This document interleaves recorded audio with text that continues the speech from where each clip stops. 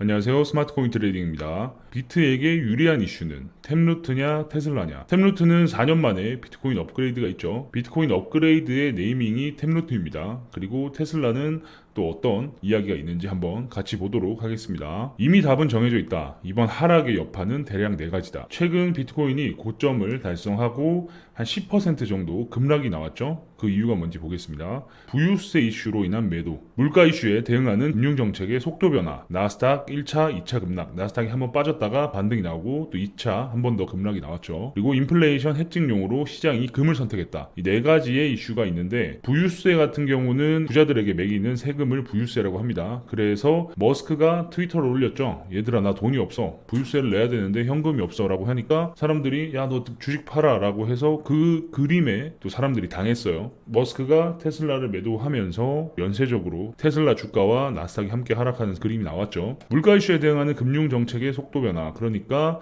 인플레이션이 더 빠르게 증가하는 것에 대비해서 금융 정책이 계속 바뀌고 있죠. 그리고 나스닥이 하락하고 반등 나왔다가 두 번 하락하는 2차 급락이 나왔고, 인플레이션 해칭용으로 시장의 금선택. 처음에 나스닥이 1차 하락을 했을 때는 비트코인으로 돈이 몰려 들어왔습니다. 그래서 나스닥이 하락하는데 비트코인은 오히려 오르는 모습을 보여줬었고, 그리고 2차 하락 때는 비트도 어쩔 수 없이 나스닥과 함께 급락을 했는데 그때 금은 가격이 무지하게 많이 올랐습니다. 그래서 시장에서는 인플레이션 해칭용으로 비트코인에 돈이 들어오는가에 대한 기대를 무너뜨리기도 했고 역시나 금이다라는 모습을 또 보여주기도 했습니다. 이번 하락은 크립토 생태계 내부의 문제가 아니었다. 그렇기 때문에 해결책도 템루트 업그레이드 문제가 아니라 크립토 밖에 리얼월드에서 문제가 해결되어야 그 돈들이 크립토로 들어온다. 그러니까 비트코인 체인에 문제가 생겨가지고 체인이 멈춰가지고 동작을 안 했다거나 이런 이슈가 아니라 외부적인 문제로 인해서 이 4가지의 이슈로 인해서 가격이 떨어졌기 때문에 리얼월드에서 문제가 해결돼야지 다시 크립토로 돈이 들어올 거라는 이런 말씀이죠. 물론 자체적으로 해결할 수 있는 이슈가 아주 없는 건 아니다. 첫 번째, 비트코인 현물 ETF 통과. 두 번째, 리플 재상장 또는 합의. 세 번째, 테슬라의 비트코인 도지코인 결제 재허용. 네 번째, SEC 위원장의 땡땡 유출로 인한 소송 취하. 그러니까 이건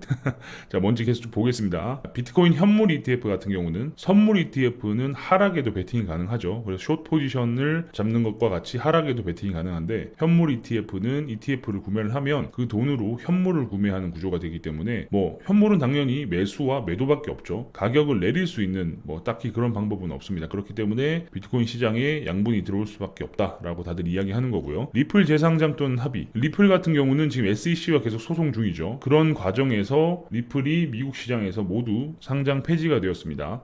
근데 여기서 SEC와 합의가 나온다거나 아니면 승소, 그렇게 해서 재상장까지 된다라고 하면은 이제 미국에서도 어느 정도 코인에 대한 입지가 생기는 거구나 하면서 또 많은 돈이 쏟아져 들어올 수 있는 환경이 또 구축되겠죠. 그리고 테슬라의 비트코인 도지코인 결제 재허용. 지난 4월에 비트코인이 또 많이 오를 수 있었던 이유가 테슬라가 비트코인을 결제 허용하겠다라고 했고 또 하락의 이유로서 이거를 번복했죠. 비트코인이 이 환경에 미치는 영향이 너무 크다. 그러니까 전기를 사용해서 채굴을 하다 보니까 그 전기를 생산하기 위해 또 엄청난 에너지가 소비가 되죠. 소모가 되기 때문에 그 부분에 있어서 환경에 미치는 영향이 너무 크기 때문에 이걸 보류하겠다라고 했습니다. 머스크가 그 이야기를 하고 환경에 미치는 문제가 해결이 된다면, 해결이 될 기미가 보인다면 결제 재허용을 고려하겠다라고 했습니다. 그러니까 만약에 머스크가 다시 재허용하겠다 이야기를 하면 당연히 또 비트코인 가즈아를 외칠 수 있는 상황이 오겠죠. SEC 위원장의 이응디읒이 대충 어딘지 알겠죠. 가슴 부위 어디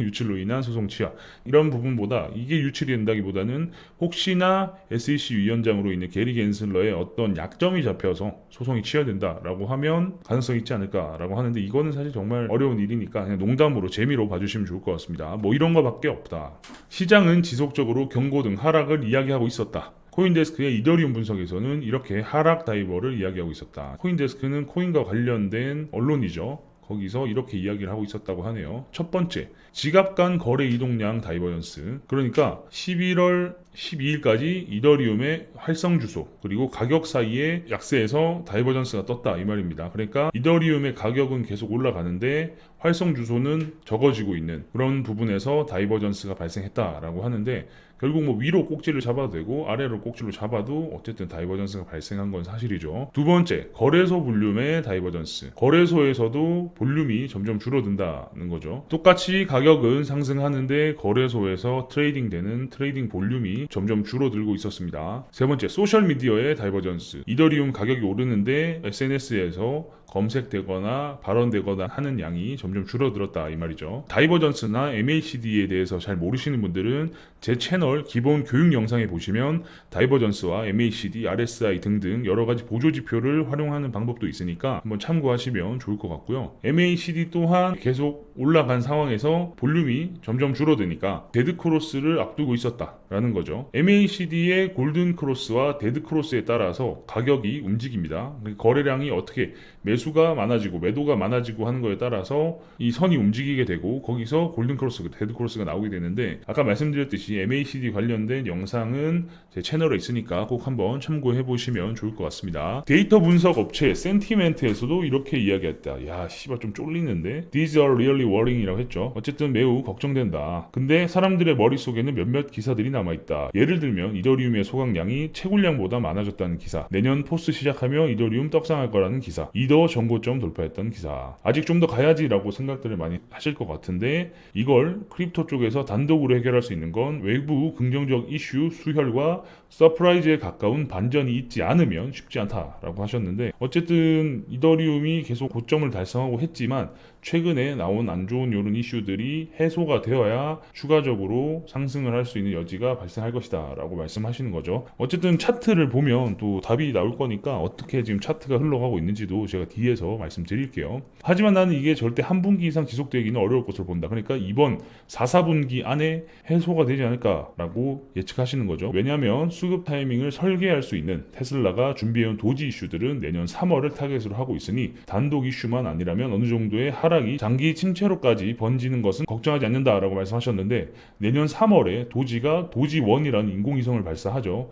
머스크가 보유한 스페이스X 우주선에 도지1이라는 큐브 인공위성을 띄워서 기존의 큐브 인공위성이 도는 아주 가까이 띄우는 인공위성이 아니라 달의 궤도와 맞먹는 수준의 인공위성을 띄우겠다고 발표를 했죠. 그러니까 그게 바로 내년 3월입니다. 당연히 뭐 다들 염원했던 부분이고, 뭐 스페이스X의 도지만 적어서 발사를 하더라도 뭐 떡상할 거다 이런 말을 했는데, 이게 단순히 뭐 로켓에 도장을 하거나 뭐 랩핑을 해서 발사를 하는 게 아니라 거기에 진짜 도지와 관련된 도지1이라는 큐브 인공위성을 싣겠다라고 하는 거니까 당연히 이슈가 될 수밖에 없죠. 머스크는 해당 이슈를 그냥 넘어가지 않겠죠. 뭐 30%쯤 가까운 하락이 올 수 있겠지. 그러니까 이게 어떤 그림이냐면, 주식은 2%만 떨어져도 미국 증권거래소에서 사람들이 막 머리를 쥐고 힘들어하는데 크립토 트레이더는 마이너스 30, 40이라도 이런 표정을 하고 있다라는 그런 짤이 있어요. 그 부분을 캡처해 오신 겁니다. 템루트에 맞춰서 쐐기형으로 시장은 움직이고 있다. 기대를 안 하고 양봉을 받으면 기분이 좋은데 잔뜩 기대를 하고 있다가 음봉을 받으면 그것만큼 기분 나쁜 게 없다. 어차피 조금 존버할 거라면 단기 대응조는 이미 늦었으니 이럴 때 이슈나 전체적인 시장을 한번 스캔하면서 잠깐 호흡을 추스르는 것을 추천한다. 그러니까 너무 급하게 보지 말고 밑에서 지금 수렴 중이라는 거죠. 하락이 나오고 나서 수렴 중이니까 수렴 후에 템루트 업그레이드가 되는 그 시점에서 이제 어떻게 방향이 흘러가는지를 보자라고 말씀하시는 거고, 비트코인이 업그레이드를 했을 때 항상 상승을 했죠. 4년 전에 업그레이드를 했을 때도 가격이 상당히 많이 상승했으니까 앞에 제가 올려놓은 영상을 보시면 좋을 것 같습니다. 커뮤니티에 들어오셔가지고 이야기 많이 나눌 수 있으면 좋겠습니다. 여기 링크 누르시면 저희 커뮤니티로 입장이 가능하고, 해당 프로그램은 저희 회사에서 직접 개발한 API 트레이딩 프로그램입니다. 이 프로그램을 어떻게 사용하는지 잠깐 보여드릴게요. 주문이 체결되었습니다.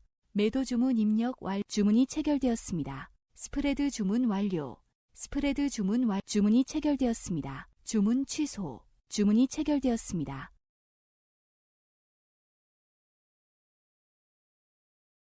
주문이 체결되었습니다. 비트맥스, 바이낸스, 바이비트, FTX에서 사용 가능하고 아주 트레이딩 하는데 최적화를 시켜놨으니까 한번 관심 가져주시고 또 체험할 수 있게끔 저희가 쿠폰을 발급해드리고 있습니다. 홈페이지를 꼭 한번 참고해주시면 좋을 것 같고요. 어쨌든 차트를 한번 더 봐야겠죠. 비트가 지금 어떤 상황인지 차트를 마지막으로 잠깐 보고 넘어가겠습니다. 어쨌든 비트는 가격이 한번 내려왔다가 고점을 찍고 수렴하는 모습을 보여주고 다시 상승을 했어요. 그리고 10% 넘게 하락을 했죠. 자, 그래서 해당 위치쯤 어쨌든 박스가 생겼어요. 골을 달았으니까 박스가 생겼다라고 볼 수 있을 것 같고, 그리고 첫 번째 고점을 찍고 나서 이렇게 수렴을 했죠. 자, 수렴을 한 상황에서 디센딩 트라이앵글 패턴이 나왔어요. 삼각형 패턴이 나와서 다들 이렇게 예측을 했어요. 한 번 바닥 찍고, 두 번 바닥 찍고, 세 번 바닥 찍고 빠지는 모습이 나왔어요. 디센딩 트라이앵글은 바닥을 찍고 나서 아래로 하락한다 라는 패턴, 주로 나오는 패턴이 하락 패턴인데, 여기서 이 지지선이 깨지니까 사람들이 추격쇼 또 많이 타고 올라올 때 반등 나오고 저항이 돼서 다시 하락할 거라 보고 여기서 아무튼 숏을 많이 탔습니다. 근데 그냥 쭉쭉쭉쭉 올려버렸죠. 그래서 여기서 숏이 한번 많이 터졌어요. 그리고 이번에는 고점을 찍으니까 이젠 진짜 더 가나 보다 해서 여기서 고배율 롱을 많이 탔습니다. 그리고 10%가량 하락이 나오면서 최근에 롱 스퀴징이 엄청나게 많이 나왔어요. 그러니까 롱이 많이 터져야 다시 고점으로 갈 수 있는 확률이 높다라고 한번 말씀드렸었는데, 최근 상승이 나오기 전에 롱이 한번 많이 터졌죠. 그리고 다시 한번 상승, 그리고 고점이 나오고 또 한번 롱을 많이 터뜨렸기 때문에 다시 한번 고점으로 갈 수 있는 확률이 높지 않나라고 저는 개인적으로 생각하고 있고, 그리고 반등이 나오고 있는 상황이고 템루트 업그레이드도 정상적으로 완료됐기 때문에 다시 한번 추가적으로 상승을 예측해봐도 되지 않을까. 그리고 몇몇 메이저 알트 코인들이 지금 잘 올라가고 있죠. 이제 여기서 횡보를 하기 시작하면 메이저 알트 코인으로도 양분이 조금씩 나눠지지 않을까 예측하고 있습니다. 그렇다고 갑자기 너무 많이 올라버리면 또 알트코인에서 비트코인으로 돈이 쏟아져 들어갈 거니까 여기서 천천히 올라주던지 아니면 당분간 여기서 횡보를 좀 해주면서 알트코인들이 강하게 상승을 할 수 있는 그림이 좀 그려졌으면 좋겠습니다. 어쨌든 이 보라색 박스를 뚫으면 다시 이 가격대에서 나온 이 매물들을 소화하고 나면 또 올라가겠죠. 그래서 외부 요인이 해소가 되고 나면 비트코인은 추가적인 상승 여력이 충분하다라고 이야기할 수 있겠습니다. 그리고 궁금한 게 있으시면 언제든 커뮤니티에 남겨주시고, 프로그램에 대해서도 궁금한 게 있으시면 커뮤니티에서 질문해 주시거나 아니면 카카오톡 SCT01로 카톡 남겨주시면 제가 빠르게 답변 드릴 수 있도록 하겠습니다. 그럼 다음 영상에서 뵙겠습니다. 감사합니다.